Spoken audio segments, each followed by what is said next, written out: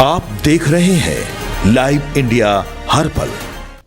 नमस्कार, live India में आपका स्वागत है। मैं सम्राट। ममता बनर्जी पर केंद्रीय मंत्री गिरिराज सिंह ने कहा है कि अपने मुंह मियां मिट्ठू कोई भी बन सकता है। मुसलमानों का वोट प्रभावित करने के लिए वेशभूषा भी परिवर्तित कर ली हैं, लेकिन इस बार बंगाल में परिवर्तन की लहर चल रही है।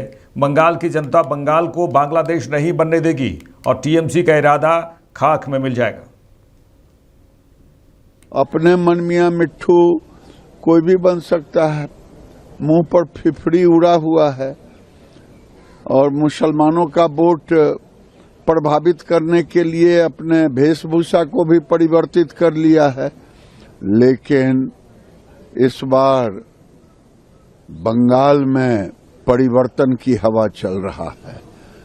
बंगाल की जनता बंगाल को बांग्लादेश नहीं बनने देगी और टीएमसी का इरादा खाक में मिल जाएगा। जम्मू यूनिवर्सिटी में जिन्ना नाम का अध्याय जो है वो हटाने की सिफारिश की गई है। ये कौन गुनाह किया? जिन्ना की आवश्यकता क्या है भारत में? मेरा तो मानना है सारे उन चिन्हों को हटा देना चाहिए। जेएमएम सांसद महुआ मांझी ने कहा है कि यह संकट की घड़ी है और कहा जा रहा था कि युद्ध रुक जाएगा, लेकिन ऐसा कुछ नजर नहीं आ रहा है। तृतीय विश्व युद्ध की आहट आ रही है। एलपीजी और पेट्रोल की किल्लत है। एलपीजी की कीमत भी बढ़ी है। सरकार को विपक्ष के लोगों के साथ मीटिंग करनी चाहिए। यह पूरे देश के हित की बात है। देखिए, ये संकट की घड़ी है। जैसा कहा जा रहा था कि युद्ध रुक जाएगा, ऐसा कुछ दिखता नहीं है। तृतीय विश्व युद्ध की आहट आ रही है और न्यूक्लियर वॉर अगर हो जाए तो पूरी दुनिया के लिए खतरा है। ऐसे में अगर डीजल के लिए, पेट्रोल के लिए या एलपीजी गैस के लिए जो किल्लत है, अगर सरकार कह रही है कि कोई किल्लत नहीं है और ऐसे में ये मीटिंग भी हो रही है, गैस की कीमत भी बढ़ी है, तो मैं तो कहूंगी कि ये मीटिंग सिर्फ आपस में ना करके विपक्ष के लोगों के साथ मीटिंग करें। अभी सदन चल रहा है, यहाँ इस पर बहस हो ताकि लोग अपनी बात खुलकर कहें, अपनी राय दे सके, विचार विमर्श हो सके और तब सरकार को निर्णय लेना चाहिए, क्योंकि ये पूरे देश के हित की बात है और संकट की घड़ी है। पश्चिम एशिया संघर्ष पर संसद में प्रधानमंत्री नरेंद्र मोदी के बयान पर बीजेपी सांसद रवि किशन ने कहा है कि इस समय विपक्ष का साथ होना बहुत जरूरी है और विपक्ष को भी इसमें गंभीर रूप से सोचना चाहिए। उन्होंने बहुत अच्छी बातें कही प्रधानमंत्री ने, और ग्रीन एनर्जी से लेकर खाद या खाद्यान्न पदार्थ, अनाज या सौर एनर्जी से जुड़े जो भी निर्णय लिए गए थे वो आज कठिन समय में काम आ रहे हैं। उन्होंने कहा कि 1 करोड़ भारतवासी जो विदेशों और मध्य एशिया में हैं, उनकी वापसी की भी बात प्रधानमंत्री ने की है। ये बहुत गंभीर विषय था जिस पर देश उन्हें सुनना भी चाहता था। उन्होंने साफ शब्दों में कहा कि जो भी कालाबाजारी या जमाखोरी करेगा उसे सख्त सजा दी जाएगी। विपक्ष को ये सही उन्होंने कहा है कि विपक्ष को इस वक्त साथ रहना चाहिए, जैसे कोरोना काल में रहा। इस वक्त विपक्ष का साथ होना बहुत जरूरी है और विपक्ष को भी इस पे गंभीर सोचना चाहिए। बहुत अच्छी बात कही। हॉर्मोन्स को लेकर भी उन्होंने कहा कि जहां पर जहाजों पर अटैक होता है उसको भी उन्होंने बहुत स्ट्रिक्टली उसको सपोर्ट नहीं करते हैं, वो बात कही। ग्रीन एनर्जी से लेके फर्टिलाइजर, खाद्यान्न पदार्थ या अनाज या किसान या सोलर पावर, वो सारी चीजें जो निर्णय वो लिए थे आज जो देश के हित में ऐसे कठिन समय में काम आ रही, वो बात कही। तो देश को पता चला कि प्रधानमंत्री जी का हर निर्णय या जितने भी कदम थे आज जो देश के ऐसे कठिन समय में काम आ रहे हैं, जो देश को संभाल के लेके चलने में रखते हैं। 1 करोड़ भारतवासी जो विदेशों में, जो मिडिल ईस्ट में है, उनके लिए भी वहां के राष्ट्राध्यक्ष से बात की, उनकी सुरक्षा के लिए। ईरान से 1000 से ज्यादा, उसमें कई स्टूडेंट्स भी वापस लौट आए हैं। बाकी जगह से 2.5 लाख से ज्यादा लोगों को भारत वापस लाने का काम सरकार ने किया। तो एक गंभीर विषय था जो देश सुनना भी चाहता था और आज उन्होंने बहुत अच्छे से सारी बात की। देश को बहुत बल मिला उनकी इस बातों से। कालाबाजारी की भी बात करी है कि अपने अपने स्टेट में मॉनिटर करिए और उनको स्ट्रिक्ट सजा दी जाएगी जो भी कालाबाजारी, जमाखोरी करेगा। उन्होंने साफ शब्दों में। बीजेपी सांसद राजीव प्रताप रूडी ने पश्चिम एशिया संघर्ष पर प्रधानमंत्री नरेंद्र मोदी के बयान पर कहा कि सचमुच प्रधानमंत्री का रवैया एक राजनेता जैसा था। वे सदन में आए और उन्होंने सब जानकारी दी। प्रधानमंत्री ने पूरी दुनिया को बता दिया कि हम इस युद्ध की समाप्ति चाहते हैं और हम देशवासियों के साथ खड़े हैं।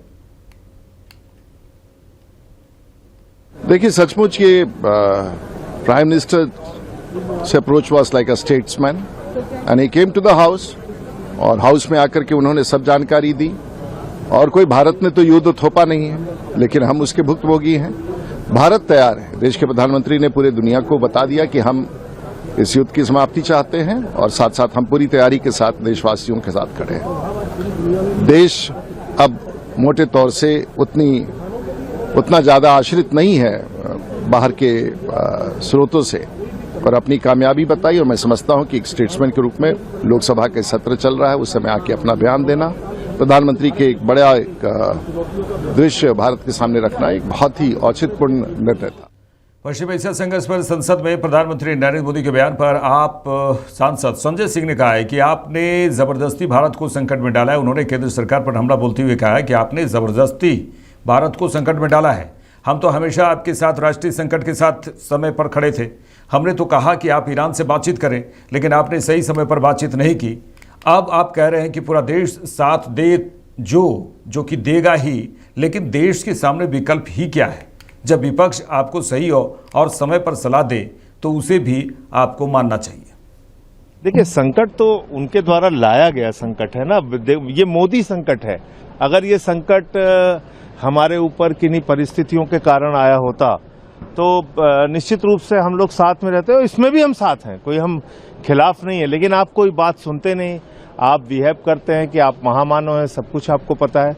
भाई, आपने जबरदस्ती भारत को संकट में डाला। हम तो हमेशा आपके साथ खड़े थे राष्ट्रीय संकट के वक्त, और हमने कहा कि आप बातचीत कीजिए ईरान के राष्ट्रपति से। और जैसे चीन ने, रूस ने अपने देश में तेल को लाने का, गैस को लाने का इंतजाम किया, उनके जहाज नहीं रुके, आपके भी नहीं रुकते। लेकिन आपने सही वक्त पे बात नहीं की। अब कह रहे पूरा देश साथ दे, साथ तो देगा ही आपका। और ऑप्शन क्या है हम लोगों के पास? लाइन में आपने पूरे देश को खड़ा कर दिया है, तो खड़े रहेंगे सब। इथेनॉल के लिए भी बात करी कि 10-12 साल से देश जिस पर काम कर रहा था उसका एक अच्छा प्रोडक्शन देखने को मिला है। इसको आप कैसे देखते हैं? क्या ऑल्टरनेट? मैं अभी खुद अपने हाउस से निकल रहा हूं, मैंने उनका पूरा भाषण नहीं सुना, लेकिन जो आप जिस संदर्भ में बोल रही हैं, मैंने उतनी बात कह दी कि जब विपक्ष आपको सही और समय पे सलाह दे तो उसको भी आपको मानना चाहिए। बीजेपी सांसद अरुण गोविल ने पश्चिम एशिया संघर्ष पर प्रधानमंत्री मोदी के बयान पर कहा कि बहुत ही सकारात्मक बयान है और यही होना भी चाहिए, क्योंकि कोई भी जब संकट आता है उसमें हम सब जब तक एक साथ एकत्रित नहीं होते तो हम उसका हल नहीं कर सकते। प्रधानमंत्री नरेंद्र मोदी हमेशा सकारात्मक रहते हैं और आज भी उन्होंने लोकसभा में वही बातें की हैं। बहुत ही पॉजिटिव स्टेटमेंट है और यही होना भी चाहिए सब, क्योंकि कोई भी जब क्राइसिस आता है तो उसमें जब तक हम सब एक साथ इकट्ठे नहीं होते हैं तब तक हम उस क्राइसिस को ठीक से हैंडल नहीं कर पाते हैं। तो ये बहुत अच्छी बात है and he is always has been positive.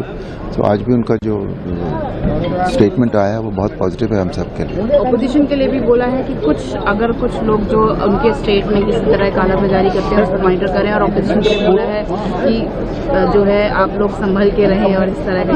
नहीं, वो तो है, कालाबाजारी और ये सारी चीजें तो खराब नहीं है बेसिकली। और अपोजिशन को भी उन्होंने यही कहा कि उन्होंने एग्जैक्टली पक्ष और विपक्ष की तो बात ही नहीं की। उन्होंने कहा कि हम सभी को एकजुट होकर रहना है। It's a very positive statement. Paschim Asia संघर्ष पर संसद में प्रधानमंत्री नरेंद्र मोदी के बयान पर कांग्रेस सांसद प्रियंका गांधी वाड्रा ने कहा कि उन्होंने संसद में देश को अवगत कराया है कि परिस्थितियां क्या हैं, लेकिन उन्होंने कहा कि हमने जो नोटिस दिया है चर्चा के लिए, उस पर चर्चा होनी चाहिए ताकि सभी के पक्ष सामने आए। जी, उन्होंने ये कहा और देश को अवगत किया है कि परिस्थितियां क्या हैं।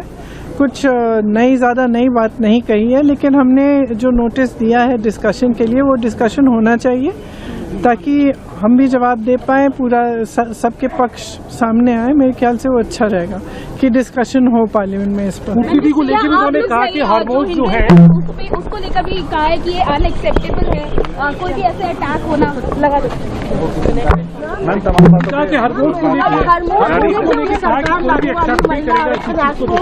डीलिंग कर रही है डिलिमिटेशन एक्सरसाइज से। आपको लगता है ये एक बड़ा कदम है? और 2011 के सेंसस के मुताबिक जो है, पहले उनको कहने तो दीजिए कि क्या करने वाले हैं। आप कह रहे हैं, लेकिन सरकार ने अभी तक कहा। अमित शाह ने तमाम दलों से, तो जब पता चलेगा उस बैठक में एग्जैक्टली हुआ क्या, तभी मैं इसका जवाब। प्रधानमंत्री नरेंद्र मोदी के लोकसभा में दिए गए बयान पर समाजवादी पार्टी के सांसद रामगोपाल यादव ने कहा कि हमारी और कई दूसरे देशों की अर्थव्यवस्था पर बुरा असर पड़ा है। प्रधानमंत्री को इजरायली प्रधानमंत्री और यूएस प्रेसिडेंट के साथ अपनी दोस्ती और ईरान के साथ हमारे पुराने रिश्तों का फ़ायदा उठाना चाहिए और इस जंग को रोकने की कोशिश करनी चाहिए, क्योंकि इस जंग ने पूरी दुनिया को तबाही के कगार पर लाकर खड़ा कर दिया है। इस युद्ध से हमारी अर्थव्यवस्था, हमारी नहीं सारी दुनिया के विभिन्न देशों की अर्थव्यवस्था अस्त व्यस्त हो गई सब। तो प्रधानमंत्री को चाहिए, प्रधानमंत्री के मित्र नेतन्याहू, प्रधानमंत्री के मित्र ट्रंप हैं और ईरान से हमारे पुराने मित्रता के संबंध हैं। उन संबंधों का लाभ उठाकर प्रधानमंत्री जी को इस युद्ध को बंद कराने का प्रयास करना चाहिए। असली चीज ये है, क्योंकि ये युद्ध सारी दुनिया को विनाश के कगार पर ले आया है। पीएम कह रहे हैं कि स्थिति कठिन है, प्रयास तो करना चाहिए, प्रयास तो होना चाहिए। कठिन चीज के लिए प्रयास नहीं किया जाता क्या? उत्तर प्रदेश के डिप्टी सीएम केशव प्रसाद मौर्य ने पश्चिम बंगाल में ममता बनर्जी की जीत पर अखिलेश यादव द्वारा दिए गए बयान पर कहा कि अखिलेश यादव तो बिहार में तेजस्वी यादव को भी जिता रहे थे और अब वैसे ही वे पश्चिम बंगाल में ममता बनर्जी को जिता रहे हैं। जिस तरह अखिलेश यादव के प्रचार के कारण तेजस्वी यादव हारे थे, अब वैसे ही ममता बनर्जी भी चुनाव हारेंगे। अखिलेश यादव जी तो श्री तेजस्वी यादव को भी जिता रहे थे, वैसे वह ममता दीदी को भी जिता रहे हैं। लेकिन जैसे तेजस्वी जी हारे थे अखिलेश जी के प्रचार के कारण, वैसे ममता दीदी भी हारेंगी अखिलेश जी के समर्थन के कारण। पश्चिम एशिया विवाद पर कांग्रेस सांसद राजीव शुक्ला ने कहा है कि युद्ध हर हाल में रुकना चाहिए। देश में ईंधन के दाम बढ़ रहे हैं, सरकार ने एलपीजी के दाम बढ़ा दिए हैं। सरकार के गलत विदेश नीतियों की वजह से देश को नुकसान हो रहा है। नहीं तो अच्छी बात है बोले, लेकिन मेरा ये मानना है कि एक तो हमें हर हालत में वार रुकवानी चाहिए। ये वार जो है ये देश के हित में नहीं है, भारत का इस पर सीधा प्रभाव पड़ेगा।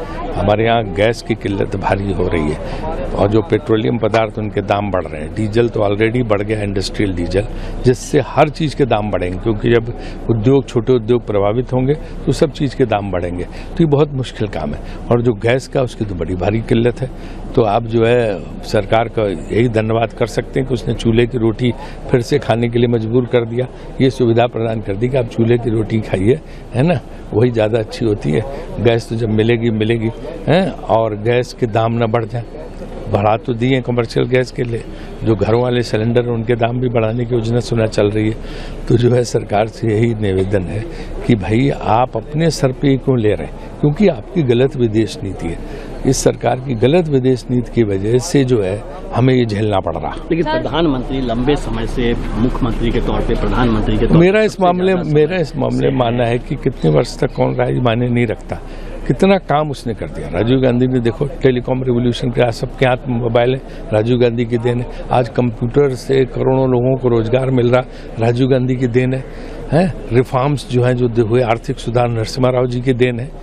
और इसके बाद जो है लाल बहादुर शास्त्री ने कितना जबरदस्त काम किया था, जबकि वो जय जवान जय किसान और इसके बाद उन्होंने जितने काम किए थे बहुत कम दिन के लिए थे, उन्होंने भी वो काम करके दिखा। इंदिरा गांधी ने बांग्लादेश जो है बनवा के पाकिस्तान को के 2 टुकड़े करवा दिए। इससे बड़ा काम क्या था, इसके लिए लोग उनको याद करते। किस काम के लिए आपको लोग याद करते? अटल जो सड़कें हैं, सड़कों का निर्माण जो है ये अटल बिहारी वाजपेयी ने शुरू करा है, इसके लिए लोग याद करते। मेरे साथ इस बुलेटिन में था ही। देश दुनिया की तमाम खबरों के लिए देखते रहिए लाइव इंडिया। नमस्कार।